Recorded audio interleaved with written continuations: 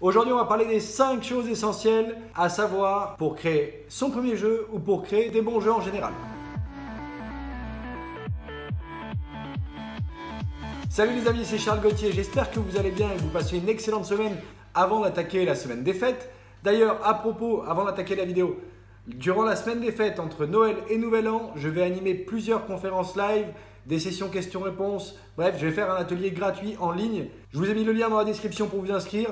Venez me rejoindre si vous avez envie de créer des jeux pour en vivre, si vous avez envie de créer des jeux par passion, si vous êtes développeur, artiste, complet débutant, qui n'a pas de compétences techniques, bref, peu importe, c'est ouvert à tous.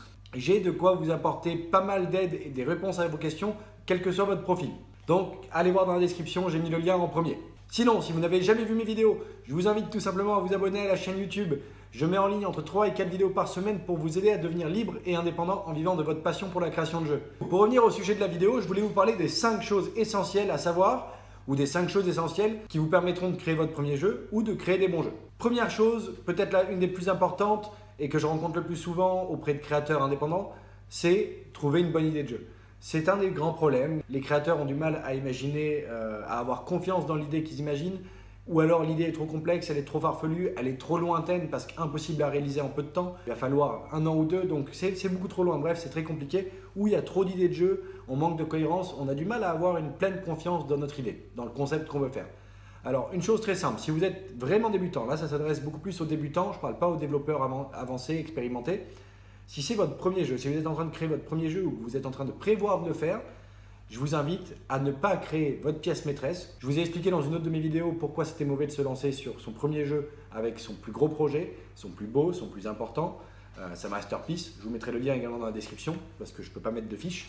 Mais si c'est votre premier concept où vous débutez, où vous allez vous lancer, moi je vous conseille de prendre un jeu très simple, un Pong, un jeu d'Atari, un jeu rétro, les vieux jeux, un jeu très simple qui vous plaît, que vous trouvez assez addictif, assez sympathique, et de le copier tout simplement. De le copier, non pas pour le mettre en ligne, ça ne vous apportera rien, donc vous partez déjà sur un premier projet que vous allez copier pour apprendre. Une fois que vous aurez fait ce premier apprentissage, cette première confrontation au processus de création de jeu, que ce soit en développant ou sans développer, vous allez pouvoir vous lancer vraiment sur un premier concept qui vient de votre tête, d'un petit brainstorming que vous avez fait avec vous-même ou avec des amis, et vous allez faire ça dans un second temps. Votre premier projet doit être vraiment là pour vous aider à comprendre dans quoi vous vous lancez. Et le mieux, c'est d'avoir une base, de pouvoir copier, de pouvoir s'inspirer. Ça vous permettra de mieux comprendre comment ils ont pu construire une mécanique qui était addictive, qui était fun, qui était agréable à jouer, challengeante et bien dimensionnée. Ça, c'est très important, vous allez devoir le comprendre. Parce qu'on peut avoir le meilleur concept sur papier, si on n'est pas capable de rendre l'expérience qu'on aimerait donner dans le gameplay, on a perdu.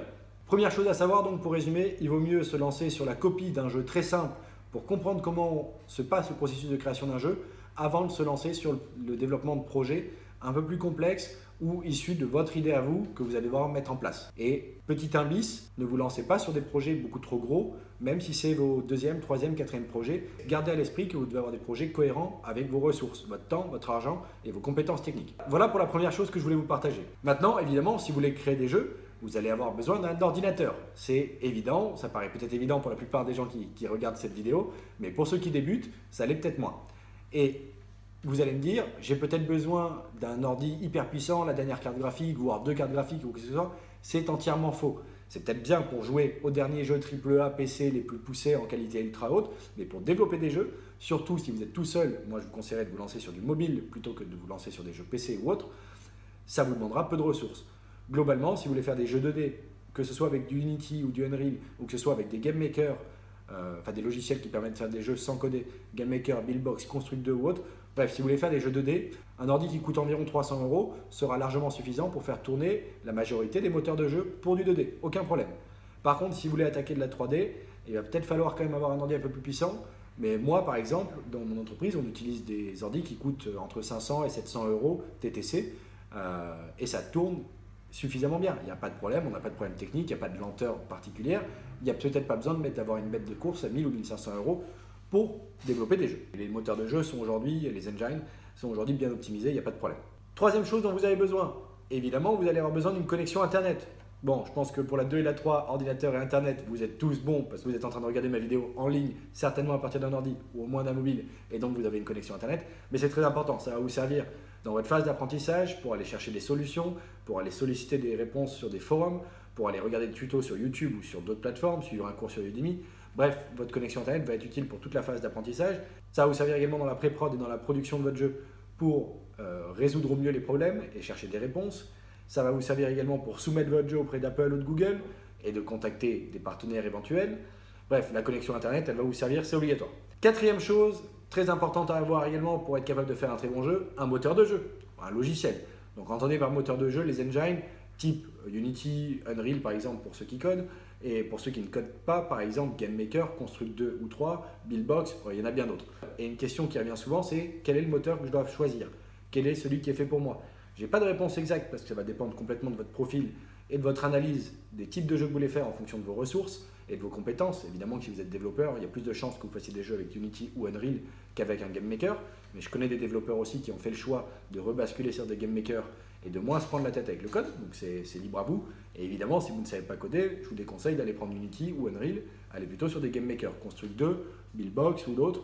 Mais très important, arrêtez de passer des semaines ou des mois pour certains à tergiverser sur quel est le meilleur moteur pour moi. À un moment, prenez celui qui vous paraît de prime abord le plus agréable à utiliser, qui pourrait le mieux vous correspondre, et foncez, allez développer un premier jeu, allez faire une copie d'un hyper casual game sur mobile, ça vous prendra peu de temps, moins que d'autres jeux du moins, et ça va vous permettre de bien comprendre le processus et de prendre en main l'outil, l'engine, le moteur de jeu. Arrêtez de perdre du temps à chercher des excuses, c'est des fausses excuses, elles sont là pour nous miner, elles nous empêchent d'avancer, il faut surmonter ça et passer à l'action. Prenez un moteur, peu importe lequel, testez, faites-vous votre propre avis au bout d'un mois, posez des questions sur les différentes communautés, mettez des commentaires sous mes vidéos. Il y a certainement d'autres créateurs de jeux qui vous partageront leur expérience et moi je vous partagerai la mienne avec celle de mes employés. Et en parlant de foncer, cinquième et dernière chose dont je voulais vous parler, et certainement la plus importante de toutes, parce que créer des jeux c'est quand même difficile, surtout si c'est pour en vivre. Si c'est par passion, il n'y a pas de problème, vous passez le temps que vous voulez, il n'y a pas de retour sur investissement, vous êtes là pour apprendre, c'est ça votre retour sur investissement. Mais si vous voulez en vivre, il va falloir se battre. Je tiens à vous le dire, droit dans les yeux, ça ne va pas être facile, ça va être une très belle aventure si vous y croyez et que vous y allez avec détermination. Donc il vous faut énormément de détermination, de la rigueur, des méthodes, du process et savoir que ça ne va pas être facile. Savoir que vous allez devoir trouver la motivation dans les moments difficiles, que vous allez devoir garder cette niaque permanente, que vous allez devoir être régulier dans le process. Un des meilleurs moyens d'y arriver ou d'atteindre votre rêve, quel qu'il soit, d'atteindre un objectif particulier sur un projet, c'est d'être régulier. Moi, je vous conseillerais toujours de travailler une demi-heure par jour à minima sur votre création de jeu, plutôt que de faire, je dis une bêtise moi, d'attendre le week-end pour y passer tout le samedi. Vous serez beaucoup moins productif, beaucoup moins efficace que si vous êtes régulier avec un petit investissement de temps chaque jour. Ce sera d'ailleurs peu fatigant. Et au bout de 2-3 semaines, en général autour de 20 jours, ça va devenir une nouvelle habitude positive parce qu'elle vous fait du bien, parce qu'elle vous permet d'apprendre des choses et potentiellement vous ouvrir un nouvel avenir. Donc, ça va être automatisé derrière. Votre esprit, votre corps, vos habitudes, tout sera fait autour de ça. Donc, vous allez tous les jours vous mettre au travail sur votre concept. C'est le début qui est dur, mais faites-le avec rigueur, faites-le avec détermination. C'est la meilleure chance pour vous d'atteindre votre rêve ou au moins de l'approcher. Si vous y allez en vous disant que bon, j'y vais pour tester, je ne sais pas trop ce que ça va donner, voilà, que vous êtes un petit peu mou dans votre envie, dans votre niaque, il y a 9 chances sur 10, voire plus, 999 chances sur 1000 que vous arrêtiez en cours de route, que vous abandonniez votre projet ou que celui-ci ne donne rien. Allez-y avec détermination, motivation, rigueur, méthode. N'hésitez pas à solliciter les autres, à me solliciter moi dans les commentaires des vidéos. Je me ferai un plaisir de pouvoir répondre à vos questions, de vous aider et de vous permettre de garder cette motivation. Je sais que quand on est tout seul, c'est pas facile, même avec une petite équipe, c'est pas facile non plus.